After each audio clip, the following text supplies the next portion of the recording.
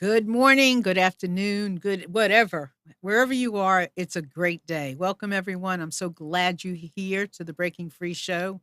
We're delighted to be here each and every week, bringing you the most exciting shows, opportunities, just wonderful ideas, technologies, resources, and just information that we can possibly bring you. So hold on, we're going to share the show with you. I just want to say hi to Amnon. Hello, Marilyn. How are you? I'm good, and you? I'm fine. Good weekend? Yeah, the weekend was good. The kind of we Uh, had. Did you have hail in your where Yeah, you are? one night, I think. Yeah, take a look outside on the roof of the shed. It's all holes. Yeah, Well, you had it it bad. was bad. It It sounded was bad. really bad. It sounded bad, but But today's other than beautiful. that, yeah, Beautiful, right? no Beautiful weekend. My Yep. daughter and her husband and two children moved in with us for a couple of weeks in a 1,600 square foot little townhome. So it's two babies and two adults. It's wonderful. My Yep. grandson every It's morning gets up and comes in and gives me a hug. So I am thrilled beyond measure. Okay, we're going to get on with our show. I'm so excited because this is going to be a very interesting show today. So please feel free anytime you want to call in at 919-518-9773, where you can join us in our chat, and that you can put your name, nickname, whatever you like under our video, and you can certainly ask questions and comment in there as well. And you can also join us on Skype video voice, excuse me, at computers, that's plural, then the number 2K voice. And you can come in that way as well if you have a question, a comment, whatever you desire. We'd love to have you join us. So today, my guest is Sarah Chrisman, and you are going to be so fascinated when you hear Sarah. Just sit back and I'm telling you right now, open your mouth because you're going to go like this. This is amazing. And it's amazing to listen to people like this who have something so incredible to share. So let me introduce you now to Sarah. Sarah, welcome to our show. Thank you. Good morning. Good morning. How are you doing? Doing well, thank you. Good, good, good. So, Sarah, tell everybody about you. Well, I'm an author. I write books. I've written both nonfiction and fiction. My current project is a series of historical fiction set in the 1880s and 90s. And it's about a group of friends in the Pacific Northwest. There they are. It's called The Tales of Chetzemoka. And Chetzemoka is a town based on the town where I live, which is Port Townsend, in Washington State. Washington is shaped, if you hold up your left hand with a fist and your thumb crooked out, Washington State is shaped this way. And I'm trying to get it centered in the video. There we go. Washington State is shaped this way. And Seattle is here. Port Townsend, where I am, is here, right at the tip of the peninsula. So it's about as far northwest as you can get in the continental United States without dropping off into the ocean. And that's where I live. And that's where the town in the stories is based off of. And I renamed it Chetzemoka because Port Townsend historically is named after an English aristocrat who never actually came here. He never actually saw the place. It was Captain Vancouver, who was an explorer who wanted to curry favor with his friends back in England, who decided to name a lot of different places after his friends back in England. Because, he thought that would help him get funding, basically, for his ships. So he named a lot of places after friends back in England, including Port Townsend. But I wanted the town to have a name that was actually connected to the people who lived here. And Chetzemoka was the name of the chief of the local Clallam tribe. Now, the Clallam were the group of Aboriginal Americans who lived in this area, and they allied with the US government. It was still a territory, Washington was at that point. It was not yet a state. But in the 1850s and continued on from there, the Clallams decided that the Americans who were coming in would be good people to be friends with because human beings being human beings, whenever a lot of different groups of humans live in close proximity to each other, there are going to be some that are friends and some that are enemies. And the Klallams were friends, they were allies with Chief Seattle's tribe. That was one of the really big ones, the Duwamish. And they were allies with a number of other tribes. They also had enemies because they were human. And some of those enemies could be very dangerous. There were some northern tribes, especially, that would come down here and they would raid tribes like the Klallams and they would kidnap people into slavery and take them north. And so when the Americans came out here and they met the Klallams said, okay, these are some people who seem to have a rather powerful government behind them. They've got some big guns.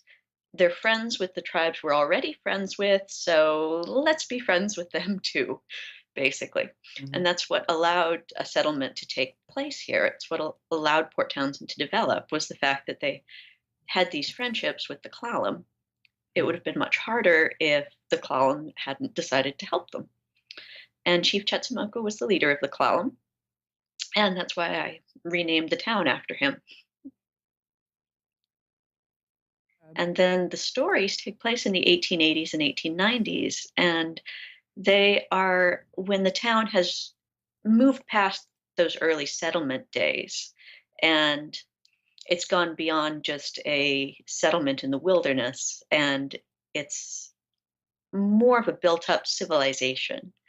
It's still a bit rough. It's not quite New York of the time. This is a time period. By the 1880s, New York was, I mean, it was a big city. Mhm. They had multiple mail deliveries every day and omnibuses and the whole 9 yards. Out here, things were a little more primitive, but it wasn't quite as rough and tumble as it had been.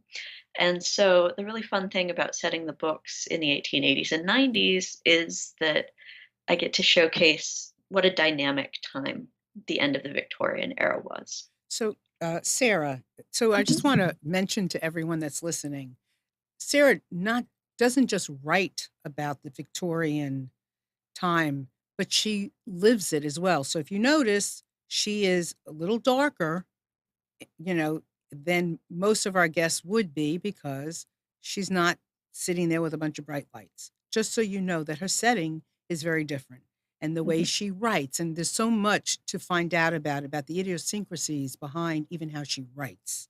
So you're going to hear some things today that are really fascinating. So, Sarah, talk some about your lifestyle, the, that and how you write. Well, from the time I was a little girl, when I was a young child, I had two big dreams in life. I wanted to be a writer, and I wanted to live in the Victorian era. And as I grew older, I eventually came to the realization that these two things could fit together. One of the axioms of writing is that writers should write what they know. And one of the corollaries to that is that to write about something, we should live it. And so everything in my house is something that helps with my writing. And the way that my husband and I live, and we've chosen to live, is as close to it incorporates as many elements of Victorian life as it possibly can. We know better than anyone that true time travel is impossible, but the more we can bring into our life, the more we can learn from. So we use natural lights. Um, and when I say natural light, I mean windows, Mm. letting in the sunlight. After dark, we have oil lamps, and it changes the rhythm of life a lot. And when I write about, and it makes me realize that and pay attention to the time of day and the way people do things. So, for example, there's a scene in my first book where someone needs light for a certain task, And his first automatic statement is, open the curtains. Now, that might not occur to uh, a lot of modern people trying to write something they had no familiarity with. But to me, it was just automatic that that's the way things go, Mm. because that's how I live every day. And we have a wood burning cook stove and uh, an ice box. And I cook with a lot of period recipes from antique cookbooks from the late 1800s. And those recipes actually wind up in my books, which is pretty fun. So, in the backs of the books, there are appendices Mhm. that tell where various information comes from. And they also include recipes from our antique books, a lot of which are recipes that we use quite often. And that is, it's a way to connect with the culture and with the time, because food is a very intimate thing. And I really love being surrounded by lots of little details for all the senses: sight, touch, smell, taste, and sound. Being surrounded by those details and getting to share them with other people. And so when I write my books, I want to give people the opportunity to get a little window into a different period in time. And by including the recipes, I want them to get a little more of that experience, not just the words, but the smells and tastes as well, and to invite them to explore things more fully themselves. And And it's that's always. and it's very true. I mean, I like what you just said about, obviously writing what you know and Hmm. but and living it, Hmm. really taking on that that lifestyle persona. It makes it really, I mean, you really then have an answer for a question that might come up even in your own imagination Hmm. to Well, write and just about. from our own Yeah, experiences. yeah. And if one looks at the word museum, it's a very old word. It We get it from the Greeks. And a museum in ancient Greece was literally a temple to the muses. It was a sacred space devoted to the goddesses of art and inspiration. And I think of our home very much, and especially my den where I write, I Mhm. think of these spaces very much as museums in that sense, in the sense of being a space that's sacred to inspiration Mm. and that we derive inspiration from. And that's a very important concept to me. And it's something that I'm always thinking of as I go about my daily life, that these are things that inspire us. Mhm. And um, there was a set of archaeologists at one of the universities of California. I think it was UC Berkeley, who a few years ago wrote a book called Life at Home in the 21st Century. And in that book, they talked about how built spaces influence the people who move through them, the people who live in them. And I I was actually very flattered when the author of that book, the professor from the University of California, agreed to write a blurb for one of my nonfiction books. It was sort of a, oh, really? You'll do that for me? Thank you.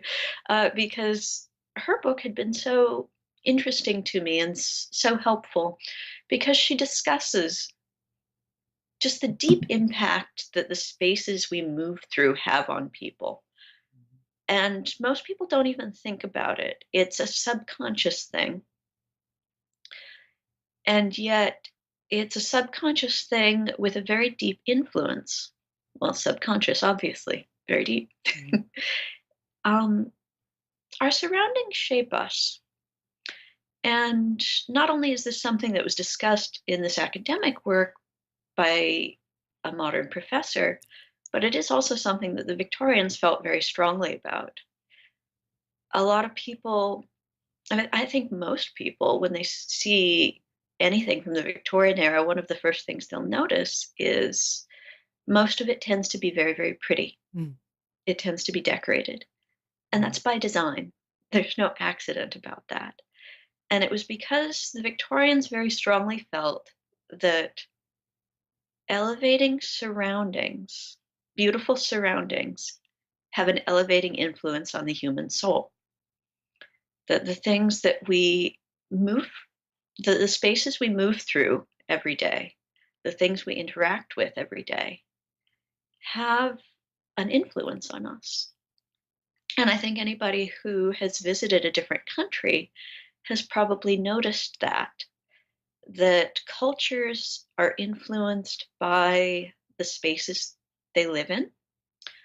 There's I forget who it is who said geography is destiny, Mm. but the spirit behind that is that the land we live in influences the lives we lead. Obviously, someone in the mountains is going to have a different daily life than someone living on the shore by a river.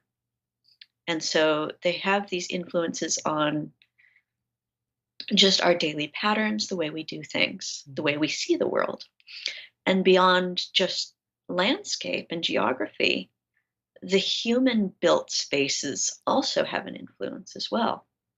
Right. And that is why the Victorians built spaces were the way they were. It was very, very well thought out. There Mhm. was nothing accidental about any of it. Sarah, let me ask you. Mhm, There's a lot I want to ask you. I want to ask you about your writing process because I know that you actually write, mhm, and that's very important. But I want to ask you, how valuable do you think it is that you were born now in being able to reflect the Victorian age and understand it and explore it and express it so well in mhm, the things that you're saying for the mindfulness mhm, of of the decor or the jewelry or all the things that I'm attracted to and how mhm, important all the details were. Understanding the word mindfulness today mhm, it's a word of today. But mhm. because you're born now, how valuable is it that you're born now to be able to understand the Victorian age and be able to teach about it and to this degree? Mhm. It's an interesting question, and it has a lot of different facets to the answer because there are different things involved. For one thing, people tend not to notice the mundane, they tend not to notice the things that, well, the things that are most prevalent, the most present in our lives are the things that tend to get noticed least. People never write down in their, well, hardly ever, I'm sure, write down in their diary what they had for breakfast on a given morning Mhm, because it's just automatic. It's just things that happen. And so people moving through a certain time, they don't consciously say to themselves, I am living in this time and I am doing all of these things because I am living in this time. mhm, I have a degree in cultural studies. And when I went abroad, one of the, actually, let me backtrack that a little. Before I even went abroad, when I was studying my very first French class, our teacher, our professor, opened the class by saying French people do not say something in French because they mean it in English and don't know any better. French people say something in French because they mean it in French. yeah, And it's true of all different cultures. People don't say a certain thing a certain way just to pretend. They say it because it's who they are. mhm, And because it's who they are, people very seldom step back and analyze that. It's as someone who has a degree in cultural studies, it's been really interesting to apply that to historical cultures because even when people are called out on the fact that they don't realize how much a part of their culture they are, even when they're called out on that, they still don't see it. So let me explain. There have been a lot of situations where people have criticized uh, something from history in a way that people would never look at country X and say everyone in country X is bad because everyone in country X is XYZ. We've been trained to acknowledge that we shouldn't do that about other modern cultures, but people feel completely justified in saying that about historical cultures. Now, when I call them out on that and point out, okay, you're saying XYZ, it's a very modern perspective on things. And they will automatically turn around and say, I am not saying it because I'm modern, I'm saying it because it's right. Which very much reminds me of when I lived in Japan and I had to confront something within myself and realize something that up until that point, as an American, I thought I knew how the world worked. I thought I understood the way the world was. And I lived in Japan for a year teaching. And in my time there, I came to understand that I had not been looking at the world the way the world absolutely was. I Mhm. had been looking at the world the way an American sees the world. And I think people who haven't gone to another country, they haven't had the chance to, or haven't spent a significant time in another country, they don't get the chance to step back and realize that they've been seeing things that they are a product of their culture. And so to come back to your question, I think that being born now gives me more of an opportunity to step back and analyze things and step back and have that perspective on Mhm. things. Another aspect of it is I was born in the year 1980, and the 1980s. I'm aging myself now. I'm getting to the age where I shouldn't say this, where I shouldn't That's cite okay. my own You're birth amongst date friends here. anymore. So, but the 1980s experienced a what was called at the time the Romantic Victorian Revival. So there were a lot of things that were seen as Victorian that were very fashionable, that were incorporated into a lot of fashion and home decor, and uh, just a lot of the Victorian beauty was brought to the fore. And so I grew up as a little girl seeing these things and seeing these things as in a very romantic way. And when I got old enough to start going deeper, it was a very fun thing to explore this culture that had always been very interesting to me, that had always been a symbol of beauty and refinement, Mhm. and to delve deeper into it. My husband comes from a family that is they're a very academic family. His grandmother was a professor at the University of Massachusetts for over 30 years. And so his uh, automatic way of going about things is always to go to primary sources. So books and texts and things that were written at the time that come from the time. And that was when I met him, that was sort of a new concept for me because I I didn't come from a family that has that historical perspective. My education was very much the K-12 American public school education, which mm,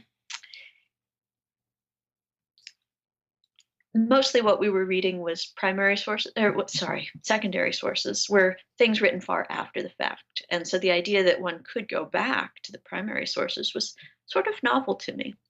And that was a lovely thing that Gabriel introduced me to. Uh, and the more I started reading things like diaries written in the 1800s, uh, the books and magazines that they would have been reading back then, the more I appreciated that this was a beautiful culture, just like, not just like, but in the same way Mhm. that all the cultures I had studied as different modern cultures were beautiful cultures with very multifaceted uh, things to look at, E- e- historical cultures Even your arguably. names. Mhm. I'm taken aback by Sarah and Gabrielle because I feel like they were your names were born Mhm. Victorian. Well, actually, mine was because I was named after my grandmother, and she was named after her aunt. Oh, And so, interesting thing, my grandma was Alma Sarah. I'm Sarah Alma. And the name Alma is a really interesting one because to Hispanic cultures, I believe, and someone might correct me on this, and I will apologize if I'm getting it wrong. I'm not of a Hispanic culture, and I apologize. I believe it is connected to the word soul oh, in Latin, but in Old English, it means song. And the name Alma was a name that existed in England before the Victorian era. It goes back very old, but it wasn't very popular. What made it very popular in the Victorian era was that there was a battle in the Crimean War that the British won big time. They had a very striking victory, and it was on the Alma River, and it was hmm, the Battle of the Alma. hmm, And so a lot of very patriotic British people, like my ancestors, uh, named young girls Alma because this was something that was a symbol of Britain's success, and it was also, interesting. it had been a name that In, people had had, it just hadn't been popular, but interest. then it became very popular. That's interesting. And I do want to tell you before that early on, I asked you if you knew Irish Suede, who's in our chat, Mm. and she says it's Wendy. And Oh, Wendy! she wanted to tell you she's Hi, here and Wendy. that she loves Sarah's books and she loves Sarah Oh, and misses her. aw, thank you so much, So Wendy. just I'm telling you so that. glad you're enjoying all the Yeah. books.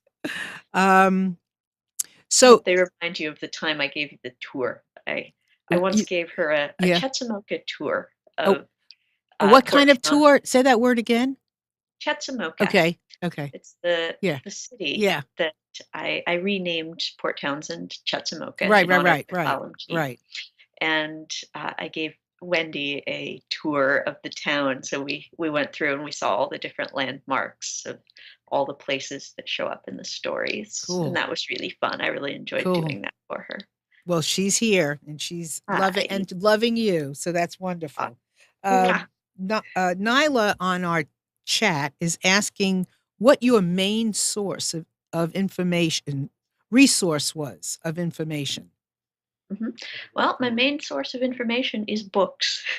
Many, many books. This room that I'm in now is lined with bookshelves. Hmm. And at the end of each of my novels, in the appendices, it I'm going to goes hold it through. up. Yeah. So yeah, in the end, in the appendices, it goes through and it lists all the different sources that led to different scenes in the book. So it's like a bibliography, but it's in a fiction book. So I'm going to share, Bibliography. like, this is the Yeah. first book, right? That's the I third mean, book. I had them in order. Yeah. Okay. So the first one was which one? The first one is First Wheel in Town. Okay. Got It's that this one. one. First Yeah. Wheel in Town. Here we Uh-huh. go. And we have a PowerPoint too. We want to show some Oh, things. nice. Yeah. So here is this one. Can they see it? Okay. And then the next one was which one?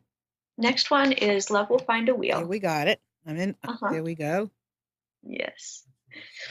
And And then the next one is a rapping at the at the door. door. Got that one in order. Okay. Mhm. Okay. And then delivery delayed. Delivery delayed. Got it Uh, right here. These are beautiful books. Oh, thank Just you. well, they are. They're beautiful, and the graphics are lovely. Yeah, And, and that picture on the front of Delivery Delay, yeah, that's actually Port Townsend oh, is from it? a magazine from the 1870s. That's We beautiful. collect antique books and magazines that I use in my research. Like I said, that's my primary form of research is these antique books and magazines. And so this is a picture that was originally black and white in the antique magazine, Oh, cool. and I scanned it in and colored it by hand. But this is Port Townsend. It's the town of Port Townsend. So it's the city. So, tell me something. When you define the age of, I mean, romanticism and being romantic, and it's the time of being romantic, what does that really mean? Well, it means different things to different people. Uh, the the romance of the Victorian era.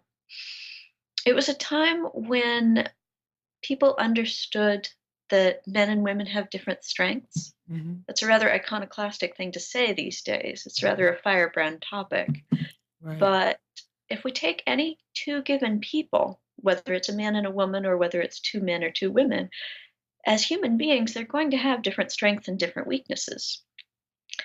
And in the Victorian era, they recognized that there are something, and again, this is something that's rather a firebrand to talk about these days, but they recognized that women are better at certain things than men, and correspondingly, men are better at certain things than women. Right. And the idea was that instead of battling and being at loggerheads about those things, we should let our strengths and weaknesses complement each other. Mhm. And the whole idea of a partnership is to make up for what the other one lacks, to help each other. And I think that led to better relationships back then. I Mhm. really do. Because they weren't seen as competition, they were seen as collaboration. And I think that's very important. It seems when I read some things on your website, and it seems empowering to me Mhm. to Absolutely. value the strength in each other and Mhm, use each other as advisors. I love the fact that what you write mhm, every day, or whatever you do every day, you write, and then your husband reads it. mhm, And then absolutely. right? And you value what he suggests or shares. And I mean, Mhm. that's beautiful. Yeah, absolutely. He's my automatic editor every night over supper. He reads what I've read that day, and he reads what I've read. He reads what I've written Uh-huh. that day, and he gives me advice on what he thinks of it, and we discuss it. And it's very useful to and very helpful to have a male perspective, especially when I'm writing male characters, because I can Mhm. imagine what a man might say in a certain circumstance, but I'm not a man.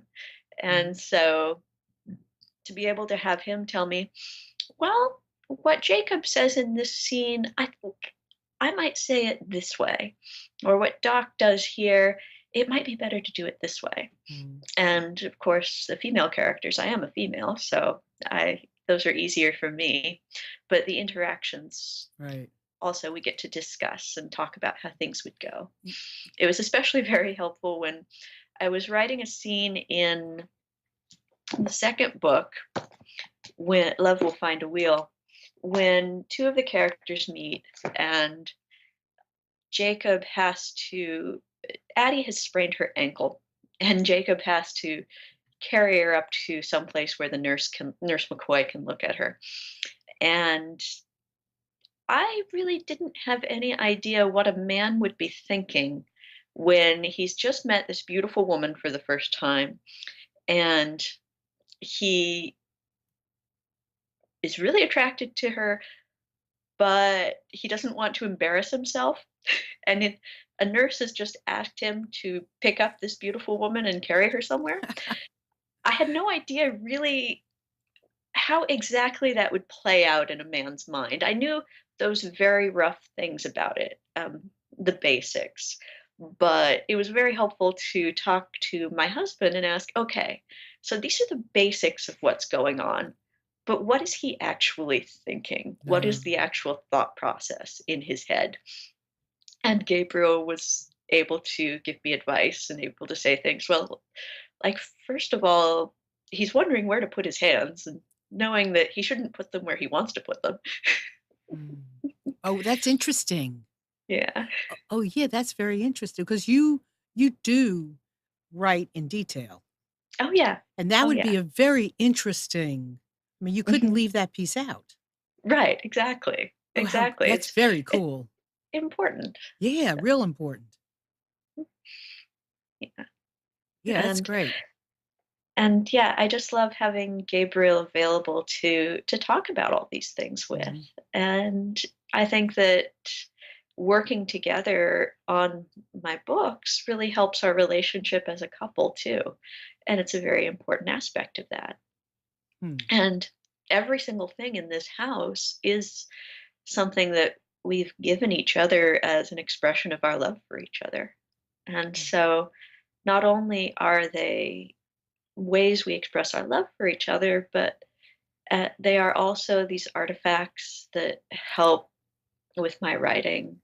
They help inspire both of us. They are part of the temple to the muses that I talked about before. Right.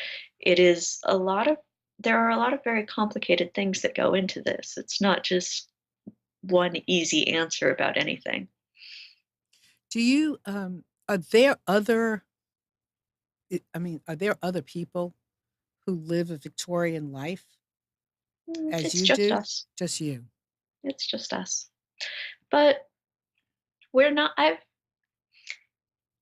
never been, I've always been a little bit of a recluse. Uh-huh. I've always been someone who, uh,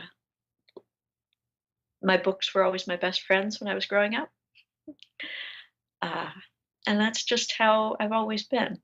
Mhm. And we're not people who require a huge crowd. We have a few friends. Hi, Wendy. Hi, Wendy.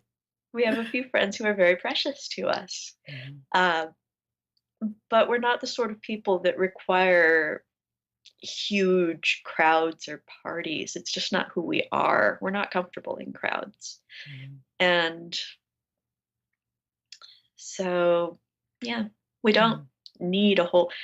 People asked, well, is there a community? And we say, well, we don't need it. We don't need other people doing the same thing to justify what we want to do with our own lives and what we choose to do with our own lives. It doesn't have to be something other people choose. Mhm. We don't expect other people to choose the same things. Um, we Mhm. just You just do your it, thing. we just do our thing. Yeah. Uh-huh. And I mean, how much of that uh, empowerment, that love, that individuality is in your books? Would you Oh, say it's all in it's there. all in your It's all in books? there. That's what they're all That's about. what they're all about. Absolutely. They're they're about free will and choice and independence and also appreciating that no matter where you go or when you go, people are people, and there's going to be a great diversity of people in any place and any time. And I try to showcase that diversity of different people. There's a lot of different characters in the books, and it starts by focusing on two in the first book, and then as the series progresses, we get more and more characters. The stories are the stories of a cycling club. That's why we've got Right. bikes and trikes on some of the covers. And by having it as a club, that means that there's a group of friends there, and each friend has different things that they're interested in and different things that they focus on. And it also means they have different things they don't understand. So the readers get to learn about these things that might be unfamiliar with them by seeing them through the eyes of different characters. Mm, I And see. in the course of that, the readers get to see that all the beautiful diversity of people that we see today. Uh, some people are bookworms, some people are outgoing, some people are very interested in technical things, some people are fascinated by machinery, some people are more interested in human relationships. And there are characters in the stories that reflect all of those. And so the readers get to see all these different aspects of a very diverse culture and Mm. society through these different eyes. Must take you a very long time, excuse me, to do the research and to It does. actually publish a It book. does. I bet And it part of what does. I do is down at the by my desk, I've got a basket full of Mhm. different notebooks because I do write everything out by hand. And I've got a basket full of different notebooks that I use to uh, just as an example. You know, So are you gonna show us a basket? Oh, I look. can. It's a big basket. Well, I'm writing a series of books, and each of my Oh, books are about a different yeah. character, let's say. And it's Yes. hard to keep it all straight. Yeah, it is. Yeah, but what I do is I have all these different notebooks that are each devoted to a different story. Uh-huh. And at the back, I've got so when I start writing the stories, I start them from the front, but at the back, I turn it over, and in the back, I've got different notes of Mhm. different things I've come across in my reading of antique books, antique magazines, 19th century diaries. Whenever I come across something in my reading that I think, oh, my character Sophie would say that, or Uh, Nurse McCoy would say that, or this would fit in with Felix's story. Then I take the notebook that pertains to the story about that character and I write down the quote or the citation in the back of that notebook. Then, when I get to that point in the series, when it's time to write that particular book, I start at the front of the notebook writing the story, and then I've got all of those notes in the back to refer back to. it's a great And system. I'm sorry, what was that? It's a great system. Thanks. It is a great system. Thanks. You're welcome. I like it. Yeah, it sounds And great. it helps me keep everything straight. I've also got a little it's not quite an address book, but it virtually is Uh-huh. because it's just a little book devoted to all the characters. So Uh-huh. on each page I'll have so I've got here this is Felix's page. So I've got Felix Spark Halloway. His nickname is Spark. Born 1861, Philadelphia. Ken's chum, 6 foot 2 inches, rides a 58-inch wheel because in the high wheels in the ordinary bicycles with the front big wheel, the size is dependent on how tall the man is. Oh my So I need goodness. to know that he rides a 58-inch wheel. He's a racer. He's a journalist. Lives in a tiny apartment building next to the newspaper office. So it's came to Chetzemoka in 1879. Drinks his coffee black. So all of these details of the different characters I've got in my little Right. sort of address That's book so that I can keep them all straight and just know all the little details about them that I have to keep straight. yeah, because otherwise, how would you do it? Yeah, I mean, exactly. it's Exactly. impossible. And I S remember most of those things, of Mhm. course, because these are my characters, these are Right. my friends. Yeah. But I do want to keep things really precise, like the date he came to the town, that sort of thing. That sort of thing would be easy to forget, but I've got it Sure. all. Well, I have more questions for you, but before I do, we have some pictures that I Mhm. think would be beautiful to show because it Sure. would show, and you can tell us what we're looking at. Okay, so that's the park near my house. So that's Chetzemoka Park. And as I said, the town in my stories I renamed after Chief Chetzemoka, who was the leader of the Clallam tribe. And the park is named after him as well. And in the park, there's a sign as one comes into the park that says, Chief Chetzemoka, friend of the pioneer. because this park was created at the turn of the 20th century. He had passed away by that point, but they made this very beautiful park as an homage to him. Mm. And the part where I'm sitting there now is right as you come into the park. And behind that yew hedge, there's a very pretty lawn. And then there are steps going down to the beach because we are at the top of Puget Sound here. So there's salt water nearby. And I go down to that park nearly every morning. And it's a very pretty place to go. It's only a few blocks from my house. I just love it. And there are also, I oh, want to just say, yes. Sarah makes all of her own clothes. Just remember that. When you're Yeah, looking at these pictures and you happen to see Sarah, she mhm, made all of that. yeah.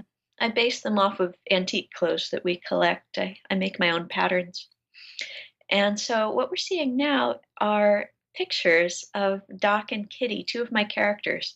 All of my characters in my stories are based, their physical appearances are based on antique photographs from the 19th century. And my husband and I together go through hundreds and hundreds and hundreds, I would probably actually say thousands, of antique photographs looking for just the right people to be the characters in my stories. And it's always a very special moment when we come across one and say, Wow. "Oh, that's Kitty," or "Oh, that's Doc." So, and the pictures are in the books, Yeah, they which are. is, They are. yeah, because I think that is brilliant because I've read books before that Uh-huh. I always try to imagine what the Mhm, person would look like my favorite characters in the book. And I love the mhm, fact that the pictures are in the book. mhm, That's mhm. really Yeah, brilliant. yeah. And I wanna share that with people, just that Yeah. glimpse into another time. Yeah. And Well, it so gives that I it gives that extra dimension, yeah, to the and book.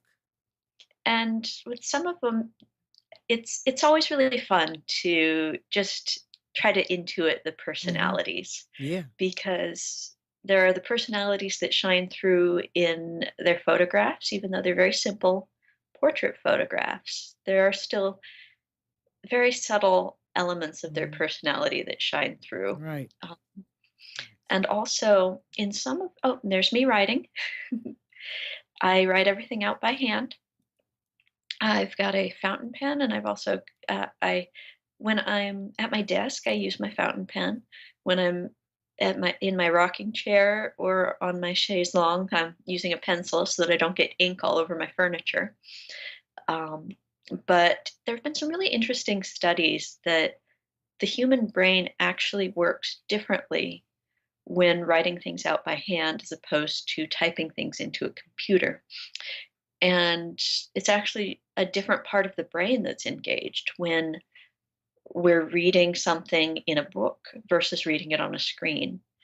And I find it easier to write things out by hand.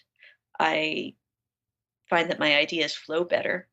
I hope that it also uh, helps with the authenticity of the stories because I'm engaging the part of my brain that would have been engaged back in the days when I'm writing about I as think people. with people knowing that about you, Uh-huh. I think Yeah. it even makes a difference with feeling the energy that Hmm. comes from Yeah. the I written hope word. so. Yeah, I mean, I could that's how I imagine it, different than, Yeah. the typing it, but yeah, I can see Yeah. that. Yeah. And it's kind of interesting because every once in a while, I'll pick up a modern book just to see how things are going in the publishing world. And it's been very interesting seeing how a lot of the books that have come out recently, they're looking more, and even when it's a printed book, they're looking more and more like blog posts Mm. because people are they're becoming accustomed to writing that way and reading that way. And that's not the direction I choose to go personally. Mm. And um, I prefer the older ways. It's what I like. So when you make that distinction, and I can Mhm, see the blog post being kind of kind of Mm. choppy in a way, right? Yeah. You know, just with your writing, much more flowery and Well, brilliance, yeah. kind of. Beyond that, it's also that there are ideas that are the idea is presented Mhm. and it is explored in a very full way. Right.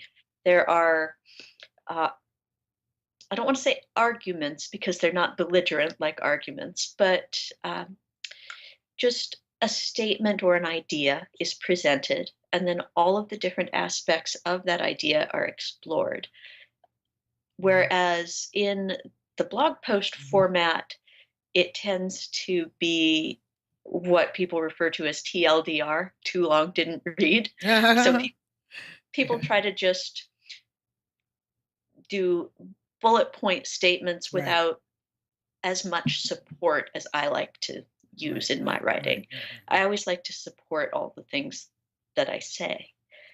And to me, that's important. Okay. And so that's part of what I mean when I Oh, say that oh, I, yeah. I notice changes in the way people are writing things that Yes. I don't always agree with. Oh, the Yeah. coasting cookies. Those are really fun. So the coasting cookies come up in most of the books in the series because they're a specialty of Kitty. Kitty is the character you saw in one of the earlier photographs, the lady with the pretty blonde hair.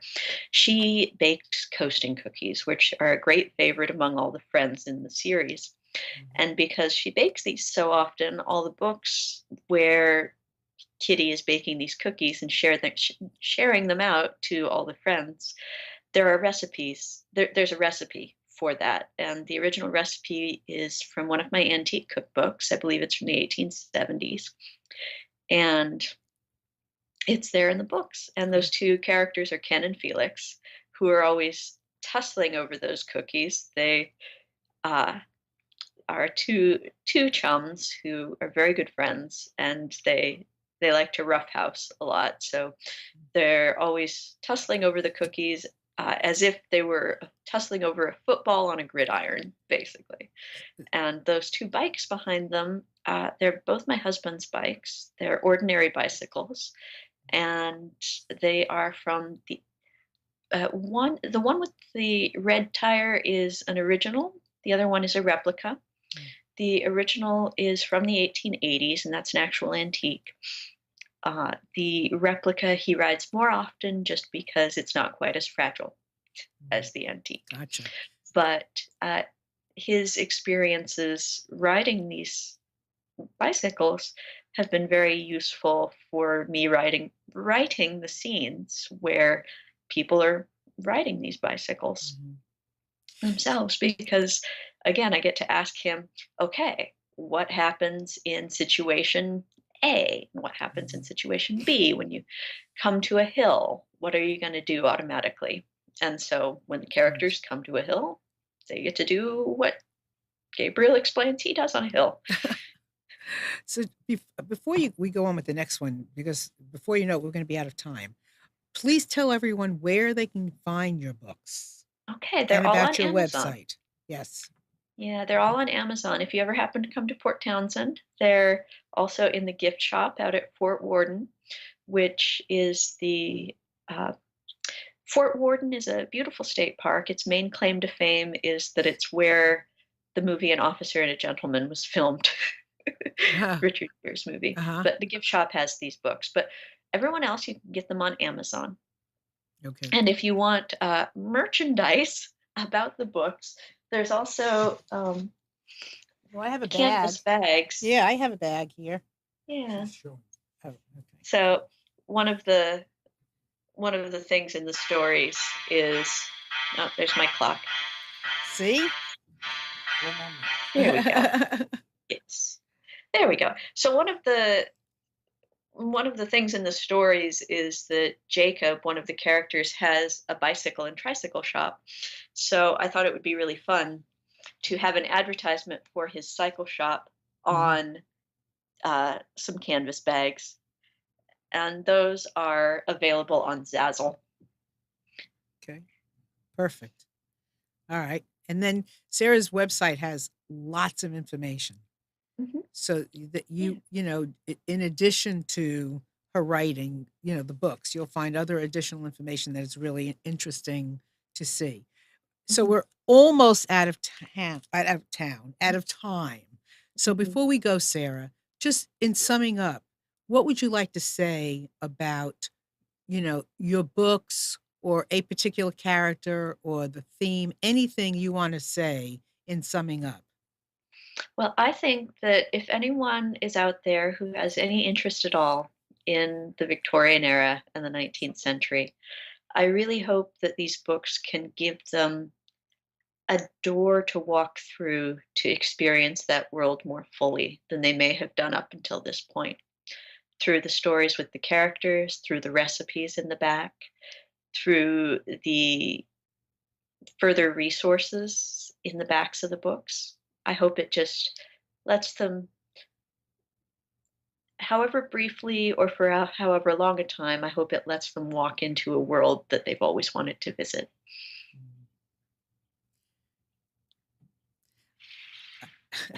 I used to I think I must have I wanted to ask Sarah a question when we got started, but we've gotten into so many different things I never asked because I think I used to dream about, being in the Victorian, era, and I wanted to ask Sarah if when she was younger, did she dream about it? So can you tell me really quick, did you used to dream that you were, like, living in it? Oh, like I said before, I had two big dreams when I was a little girl to live in the Victorian era and to be a writer.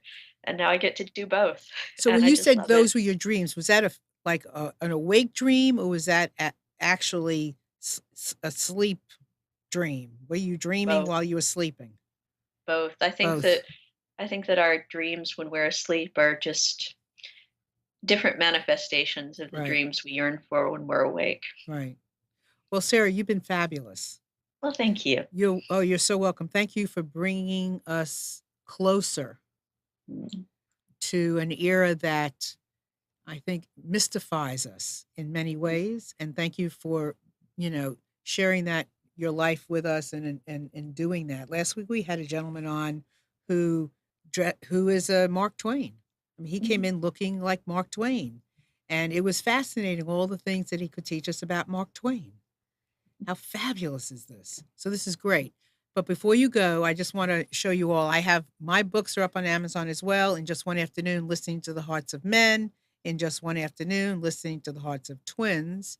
And then my most recent one, In Just One Afternoon, Listening to the Hearts of Millennials. I'm having my book launch on Sunday from 2 to 4 in Raleigh at the American Institute of Health and Fitness Conference Center. I will have a panel of millennials. Believe me, I am not the one that's sitting behind the desk signing books. I will have a panel of millennials to educate us about who millennials are, how they think, how they feel, their philosophy, how they live, and so forth. If you have any questions about it, please contact me at marilyn@marilynshannon.com. But it's at the American Institute of Health and Fitness this coming Sunday from 2 to 4. Sarah, you have been delightful. Well, thank you. Thank you. And I would just say I really appreciate it once again. Thanks so much for being here and for sharing this with us.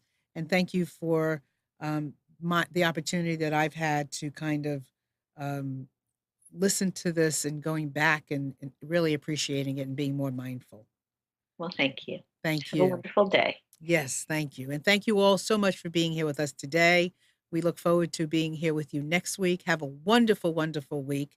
And please, mwah, love each other. Bye. Bye-bye. Oh, and Sarah, don't go away. I'm the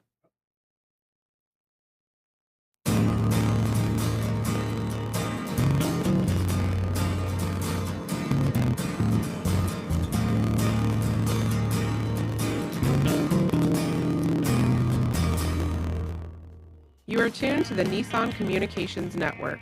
If you tuned in too late, you can always watch each program in its entirety or download an MP3 audio file of it in the archives section at nissancommunications.com. Don't forget to subscribe to our YouTube channel, follow us on Twitter, and like us on Facebook.